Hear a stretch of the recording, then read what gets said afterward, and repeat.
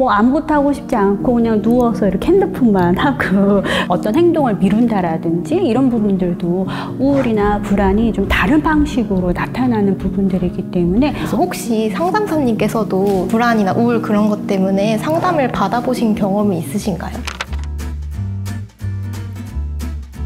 네, 안녕하세요. 상담심리사 조문주입니다. 네, 오늘 이제 정신건강 리더님들하고 정신건강에 대해서 얘기를 한번 해보려고 하는데요. 혹시 두 분 이제 정신건강에 대한 관심이 많으니까 관련 자료를 보신 경험이나 기억나는 것들 있으실까요? 제 주변 친구들이나 저의 경험만 미루어 봤어도 불안을 겪는다던가 그런 친구들이 확실히 요즘 따라 늘어나고 있다는 생각이 들었어요. 저는 기사를 봤었는데요. 네. 코로나 팬데믹 이후에 되게 우울증 진단받는 환자의 수가 늘어났고 평생에 한 번, 한 10명 중에 한 명은 우울증을 겪는다. 맞아요. 그래서 2022년도 실제 조사 자료를 보게 되면 우울증을 호소하는 분들이 100만 명을 넘어서고 있다라고 합니다. 보고하신 수치가 그 정도라고 한다라면 드러나진 않는 문제들이 더 심각하지 않을까라고도 저희가 생각을 하고 있습니다. 저는 좀 학창 시절 때부터 대인관계 어려움이나 우울감들을 조금씩 겪었던 적이 있는데요. 이렇게 마음의 어려움을 겪어도 가장 친한 가족이나 친구들한테 말하는 게 오히려 더 어렵더라고요. 오히려 주변 분들한테? 네, 그래서 좀 찾아보다가 이제 상담 콜센터라든지 학교 상담센터라든지 가서 도움을 요청해 본 적이 있었는데 아무래도 이런 상담을 받는다라는 사실조차 혹시나 나를 이상하게 보지 않을까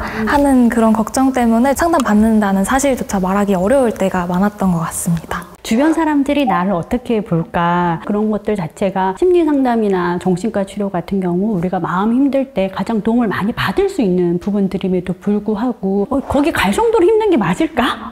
그 부분과 함께 내가 여기 간다라고 하면 어떻게 좀 바라볼까? 실제 우리가 우울, 불안하면 많은 분들이 정서적으로 우울한 거를 많이 생각들 하시는데 사실 실제로 많은 분들이 경험하는 우울은 무기력, 무의욕, 지금 두 분 다 고개를 끄덕 계시는데 아마 그런 경험들 하셨을 거예요. 뭐 아무것도 하고 싶지 않고 그냥 누워서 이렇게 핸드폰만 하고 어떤 행동을 미룬다라든지 이런 부분들도 우울이나 불안이 좀 다른 방식으로 나타나는 부분들이기 때문에 조금 폭넓게 열어두고 전문가의 도움을 받는 거에 대해서 고려를 해주시면 좋을 것 같아요. 그래서 혹시 상담사님께서도 그런 증상들 아니면 불안이나 우울 그런 것 때문에 상담을 받아보신 경험이 있으신가요?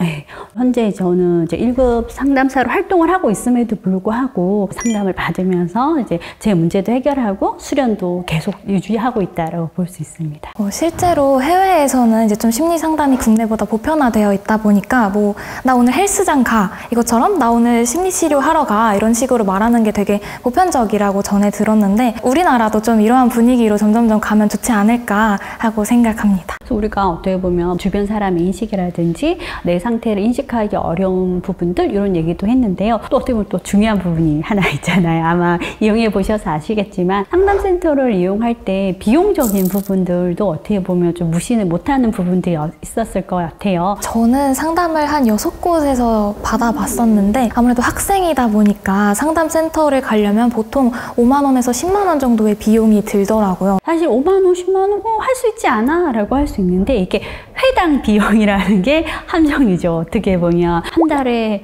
4번 그리고 40만 원 두 분이 약간 이런 표정도 지으시는데 부담스러운 것도 사실이에요. 근데 그 비용 자체는 학생들 뿐만 아니라 어떻게 보면 일반 직장인 분들 입장에서도 부담스러운 비용일 수 있는 부분들이거든요. 그러다 보니까 2024년 7월부터 따끈따끈하게 나온 사업이 있습니다. 전국민 마음투자 지원 사업이라고 볼 수 있는데요.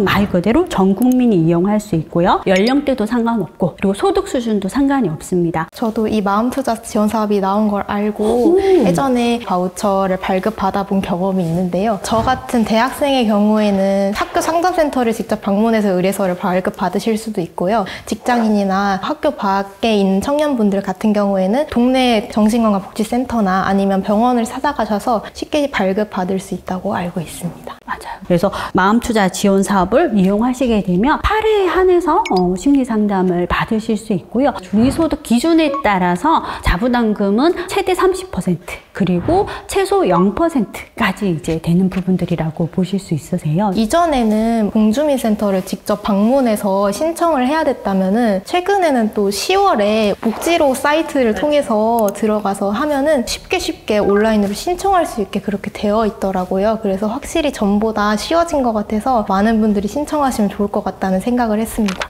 저는 이제 상담사로서 상담센터를 운영한다라고 말씀을 드렸잖아요. 그럼 정신과랑 상담센터의 차이가 무엇이냐라는 것들을 많이 궁금해들 하세요. 병원에서는 이제 진단과 약물 치료가 중심이라고 보시면 되고요. 상담센터는 내담자가 가지고 있는 심리적인 어려움을 해결하기 위해서 좀 더 면담을 바탕으로 한 치료를 진행한다라고 보시면 좋을 것 같아요. 어떤 분들은 약물로 도움받는 것도 분명히 있긴 하지만 심리 상담을 통해서 도움받는 것도 분명히 나한테 필요하겠다라고 하셔서 이렇게 병행을 하시는 선택을 하시는 경우들이 있거든요. 근데 상담센터 같은 경우는 의료보험이 혜택이 안 되기 때문에 현재 우리나라에서는 조금 부담이 되는 부분들이 있어요. 하지만 아까 말씀드린 전국민 마음투자 지원 사업을 좀 이용하시게 되면 거의 뭐 건강보험 혜택을 받는 것과 마찬가지로 이용을 하실 수 있으니까 편하게 이용하실 수 있을 것 같아요. 그러면 이제 미수님도 별님도 이제 상담센터를 이용한 경험들이 있으셨잖아요. 경험들에 대해서 우리 같이 한번 얘기해보면 어떨까 하는데, 제가 센터에 방문했던 문제 중에서 가장 가벼웠던 문제가 가벼웠던 문제 좋습니다. 네. 가벼웠던 문제가 좀 미루는 습관이었던 것 같아요. 상담 선생님과 얘기를 진행을 하면서 행동 기록지 같은 걸 주셨어요. 그래서 그런 걸 직접 작성을 해보니까 정말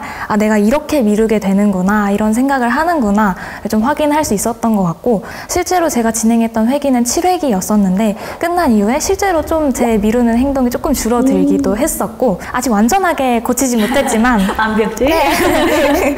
그래도 조금씩 나아졌던 것 같습니다. 네. 근데 지금 민수님이 진짜 어떻게 보면 대학생분들이 많이 호소하시는 문제 중에 하나예요. 어떤 행동 수정하는 것들, 그 외에도 이제 발표 긴장이라든지 생활에서 경험하는 문제들로 많이 오시는데, 사실 상담의 가장 큰 목적 중에 하나는 자기 이해라고 볼 수 있거든요. 그래서 자신의 장점, 강점, 그리고 그 안에 흘러가는 좀 마음의 흐름들. 그래서 상담에 오실 때 선생님 저를 좀 불안하지 않게 해주세요. 화가 안 났으면 좋겠어요. 내 감정을 경험하지 않게 해줬으면 좋겠어요. 이런 말씀들도 많이 하시는데, 심리학에서 바라볼 때는 감정은 너무 자연스러운 거고 그걸 경험했을 때 잘 보내는 것들을 우리가 상담에서 얘기하자, 이런 말씀들을 드리고는 있는데요. 많은 경우 내가 이런 게 힘들어, 불편하지, 이거 해결하고 싶다, 이 부분을 좀 더 많이 생각을 하시지, 내가 이 문제를 해결해서 어떤 모습으로 나아가고 싶다에 대해서는 좀 생각들을 많이 하고 있진 않으세요. 그래서 그 모습이 좀 더 구체화될 때 우리가 좀 변화를 더 인식하기도 좋은 부분들이라고 보실 수 있거든요. 저도 초반에는 그냥 상담 선생님이 알아서 해주시겠지 하고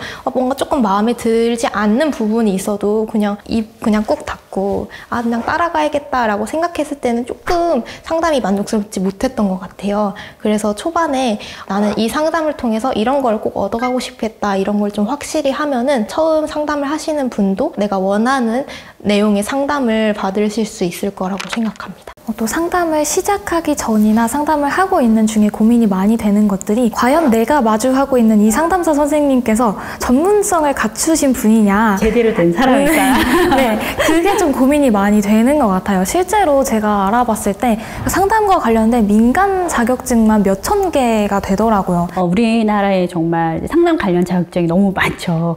국가 자격이라는 거는 정신보건요원도 있고요, 전문 상담 교사라든지, 그리고 청소년 상담사 요 정도, 그리고 학회 중에선 한국심리학회 산하 한국상담심리학회에 있는 상담심리사, 그리고 한국상담학회에서 전문상담사, 요 두 학회 정도가 저희가 좀 추천할 수 있는 자격이라고 볼 수 있는데요. 그 상담자의 전문성을 향상하는 것뿐만 아니라 윤리적인 부분들, 이 두 가지에 대해서 학회가 기본적으로 관리를 하고 있는 부분들이 있고요. 이번에 아까 말씀드린 전국민 마음투자 지원 사업 같은 경우에는 그 국가공인 자격이라든지 학회 자격을 최소한 가지고 가지고 있으셔야 되는 것들 뿐만 아니라 기간의 어떤 면적이라든지 쾌적함을 살펴보세요. 그걸 가지고 이제 그걸 통과해야만이 기간 등록이 되는 부분들이라고 볼 수 있거든요. 그래서 이 상담사를 믿어도 되나? 라고 생각하실 수 있는데 이 사업에 관련된 상담사분에 대해서는 자격이라든지 그 공간에 대한 쾌적도라든지 이런 것들은 좀 믿고 의뢰하셔도 될 것 같습니다.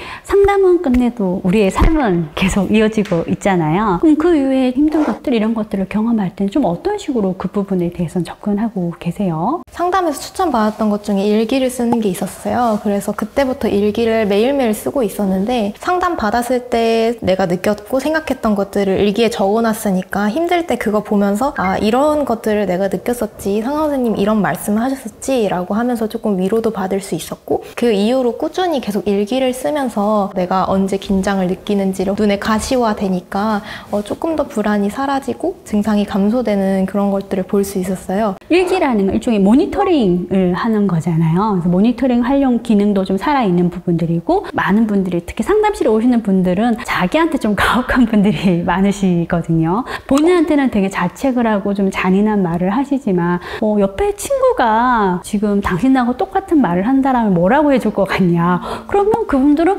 되게 위로해 주세요. 친구한테는. 그래서 자기가 경험한 이 생각들에 대해서도 좀 다양한 입장, 다양한 위치에서 바라보는 연습들을 해보시면 좋겠다. 좀 자기를 좀 셀프 모니터링도 하고 자기한테 좀 좋은 것도 제공해주고 자기를 좀 품어갈 수 있는 연습들을 많이 하시라고 말씀을 드리고 있습니다. 그리고 두 분 다 그런 걸 잘하고 계시는 것 같아요.